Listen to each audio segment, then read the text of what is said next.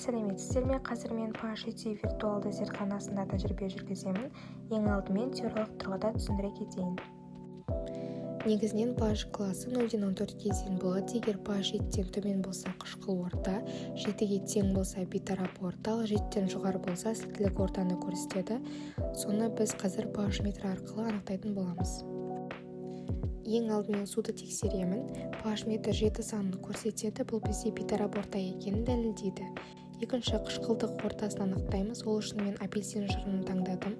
pH метр ерітіндіге салғанда 5 көрсетіп тұр. Бұл 7-ден төмен, сондықтан апельсин жырына қышқыл ортаға жатады. Келесі сілтілік ортасын тексереміз. Ол үшін мен сабынды таңдадым. pH мәні 7-ден жоғары, мысалы 9 немесе 10, бұл ерітінді сілтілік ортаға жататынын дәлелдейді. Қорытындылай келе ерітіндінің ортасын pH шкаласы арқылы анықтауға болады.